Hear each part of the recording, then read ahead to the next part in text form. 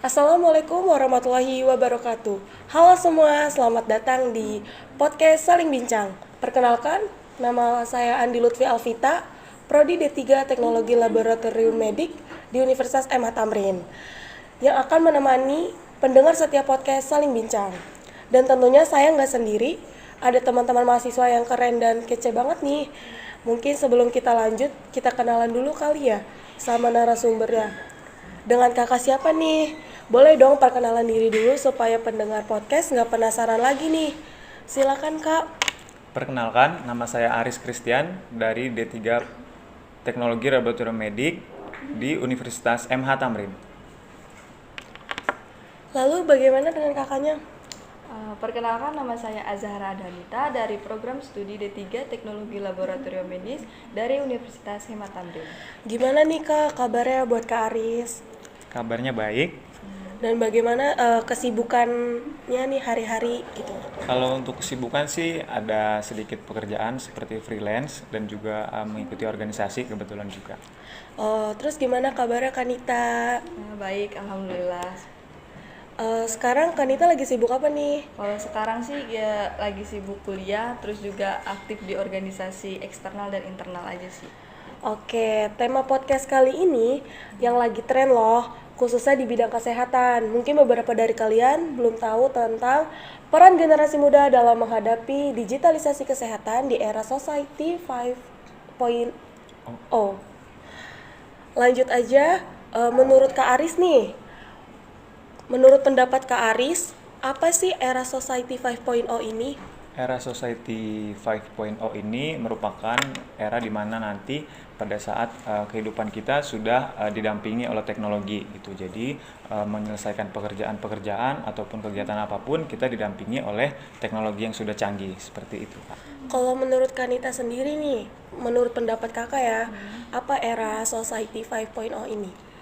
Kalau menurut saya sendiri sih di era Society 5.0 ini merupakan era di mana segala pekerjaan itu diperbantukan sama teknologi-teknologi canggih, tetapi yang diutamakan berperan aktif itu dari manusianya. Nah, sehingga kita sebagai peran generasi muda itu perlu beradaptasi dengan adanya teknologi-teknologi canggih yang di era ada di sekarang. Oke, lalu apa sih kak yang membedakan era 4.0 dengan 5.0 untuk Aris? Oke, yang membedakan itu mungkin pada saat era 4.0 manusia masih atau baru menemukan komputer ataupun internet. Tidak dengan sekarang. Sekarang ini di era 5.0 kita sudah mulai memaksimalkan atau menggunakan teknologi tersebut untuk membantu pekerjaan ataupun menyelesaikan pekerjaan supaya lebih efektif, efisien dan lebih tepat sasaran. Seperti itu, Pak. Kalau menurut Kanita, yang membedakannya apa?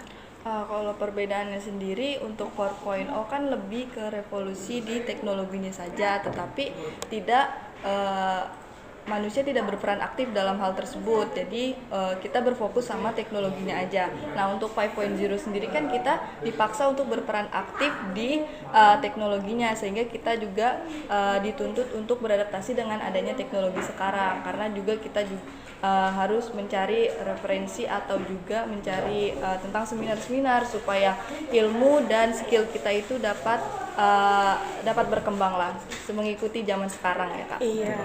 Terus bagaimana nih kak cara beradaptasinya kita? Kita kan Gen Z nih ya kan.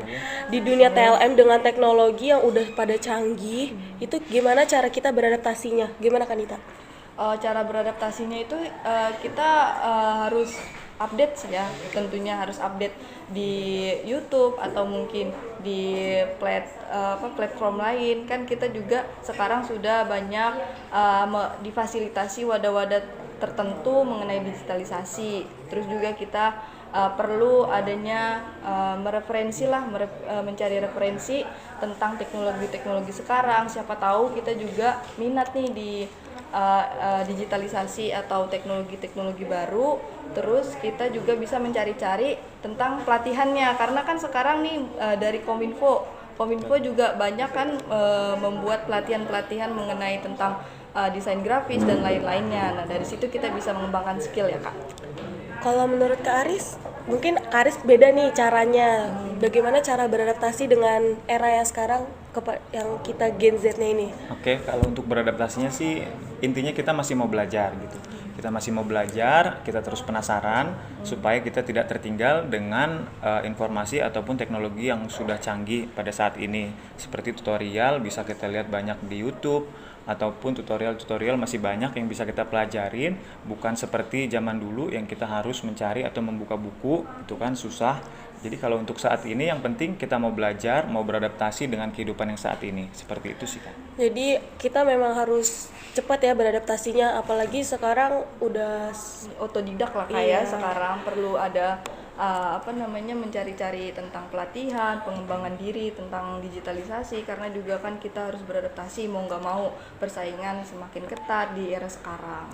Nah, dengan adanya era ini nih Kak, era Society 5.0 ini, dunia kesehatan terutama profesi ATLM itu bakalan maju, akan berkembang atau gimana? Bagaimana Kak Aris? Yang sudah pasti akan lebih berkembang dari sebelum-sebelumnya. Itu apalagi saat ini sudah ada teknologi ataupun pembaruan yang sebelumnya belum ada dan sekarang sudah ada, seperti contohnya PCR. PCR itu bisa membantu kinerja nakes menjadi lebih cepat, tepat, dan efisien. Seperti itu sih Kak. Menurut Kanita sendiri, apakah dengan adanya era ini, terutama profesi kita nih Kak, TLM, akan berkembang dan maju? Oh, kalau menurut saya sendiri sih pasti ya berkembang dan maju, karena kan profesi ATLM ini semakin dari tahun ke tahun, terus kemungkinan juga ada penyakit tren kayak tahun-tahun lalu kan kayak COVID. Nah, kita juga kan dipaksa tuh buat mengetahui cara pemeriksaannya, metode pemeriksaannya, mencari metode efisiennya seperti apa. Nah, itu juga salah satu pengembangan untuk skill kita sendiri ya, karena kan semakin dari tahun ke tahun, terus dari zaman ke zaman juga pastilah kita makin mengembangkan diri, nggak mungkin kita stuck di situ saja. Iya, berarti kita memang harus maju, harus maksudnya banyak beradaptasi lagi ya, gitu. Terus bagaimana kita sebagai mahasiswa mengembangkan skill itu nih Kak di era ini? Bagaimana Kak Aris? Kalau untuk mengembangkan skill, mungkin kita harus mencari informasi, apalagi sekarang informasi bisa didapat dari gadget, lebih mudah didapatkan dari gadget. Kita harus pintar dan mau untuk mencari gitu. Pada saat kita sudah mau mencari, otomatis kita pasti akan di satu sisi itu kita harus mengembangkan diri juga gitu, agar kita tidak tertinggal dengan generasi-generasi yang sebelumnya, apalagi kita generasi saat ini harus membawa ke dalam agen perubahan seperti itu. Jadi kita jangan mau kalah nih gitu, walaupun kita yang memang masih kurang memahami era-era digital seperti ini, tapi kita harus terus mencari supaya tidak tertinggal informasi. Oke, berarti terus update ya. Iya, harus. Nah, kalau menurut Kak Nita sendiri, gimana kita mengembangkan skillnya? Oke, kalau untuk mengembangkan skill itu kita juga bisa mencari up to date lah di gadget ya, karena kan sekarang banyak informasi tentang pelatihan, pengembangan skill, apalagi di TLM. TLM kan juga kita nggak dipaksa sih sebenarnya untuk ngejar SKP, karena kan itu sebagai tuntutan kerja juga, supaya kita juga punya skill baru, terus juga punya bisa diasah kembali skill yang kita punya, terus juga tentunya tervalidasi di dunia kesehatan yang yang sah gitulah, yang sudah terverifikasi secara sah di dunia kesehatan ya. Terus juga kita juga harus mencari referensi mulai dari pengembangan teknologinya seperti apa, terus mencari tentang pelatihannya juga di mana, kan kita juga perlu tuh ya.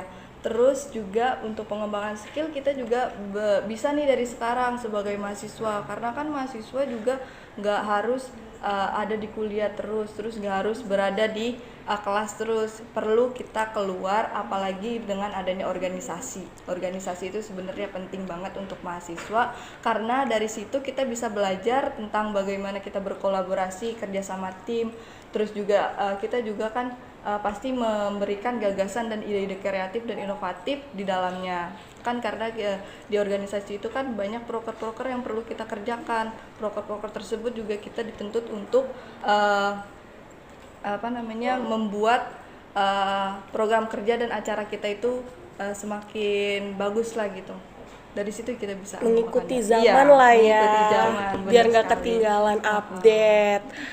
Tapi kan kalau untuk skill itu kan biasanya di seminar ada ataupun di workshop, itu kita perlu nggak sih untuk mengikuti itu?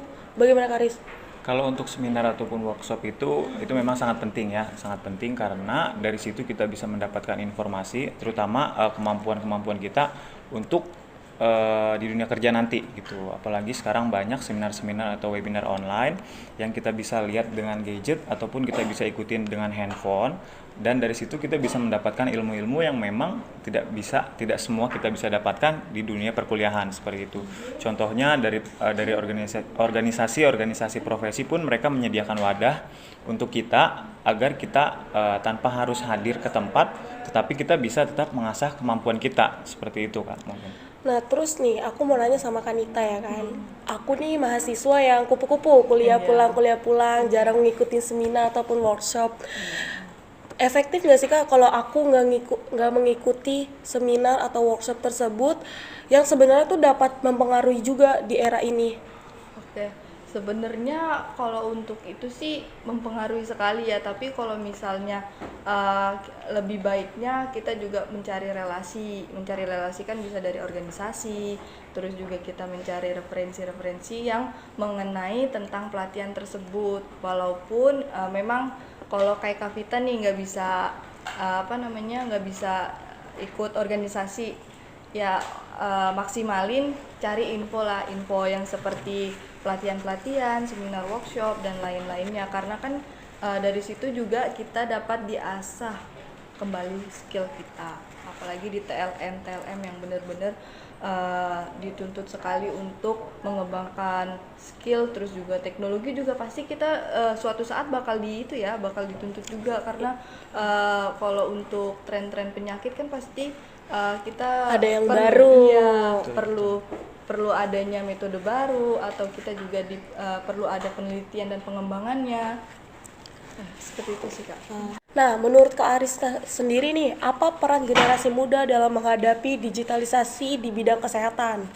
Peran generasi muda itu yang sudah pasti sangat penting di era digital, apalagi di era zaman sekarang, karena generasi muda lah yang akan meneruskan bangsa ini gitu. Jadi untuk generasi muda, bagi generasi muda saat ini sebaiknya jangan pernah berhenti untuk belajar dan jangan pernah berhenti untuk mencari informasi dari era digital sekarang, karena sangatlah mudah gitu, tidak seperti zaman dahulu. Kalau untuk sekarang kita mencari di handphone, di gadget, dimanapun kita bisa belajar, dimanapun kita juga bisa mengakses apapun, dan kita juga bisa bersaing gitu. Bersaing bukan hanya dengan bangsa Indonesia, cuman dengan bangsa-bangsa yang luar dengan cara hanya menggunakan handphone saja seperti itu. Jadi jangan berkecil hati bagi anak-anak muda zaman sekarang seperti itu. Jadinya kayak pinter-pinter explore lah ya dunia informasi di luar sana. Terus menurut Kak Aris sendiri nih, bagaimana cara Kak Aris menghadapi persaingan di era digitalisasi ini seperti sekarang?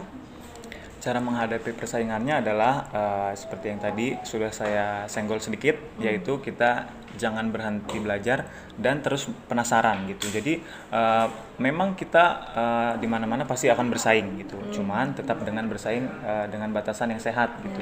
Apalagi sekarang bersaingnya mulai menggunakan gadget saja sudah bisa gitu kan. Apalagi kita ingin belajar dari manapun sudah bisa, tinggal diakses, buka Google, mencari sesuatu informasi sudah pasti keluar gitu. Apalagi kita juga harus bisa memaksimalkan teknologi zaman sekarang, yaitu yang sudah ada yang terkenal AI gitu, atau kecerdasan buatan.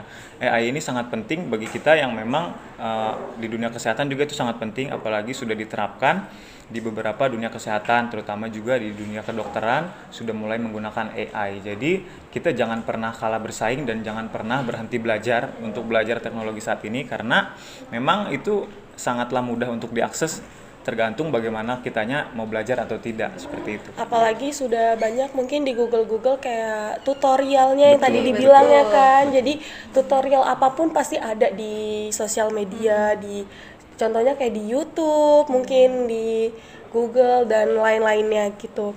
Terus menurut Kanita sendiri nih, bagaimana menghadapi persaingan di era ini Kak? Oke, untuk menghadapi persaingan di era ini kan Sudah gampang ya Kak, banyak cara aksesnya. Kita juga nggak perlu nggak perlu cari info dengan secara offline lah gitu istilahnya. Kita bisa di mana aja buat akses informasi tersebut. Nah terus yang terutama untuk persaingan sekarang itu mungkin kita harus perbanyak relasi ya Kak. Karena relasi itu sangat penting sekali untuk di dunia mahasiswa. Soalnya nanti itu juga bakal bermanfaat setelah kita lulus, karena kan informasi kita nggak harus dapat di akun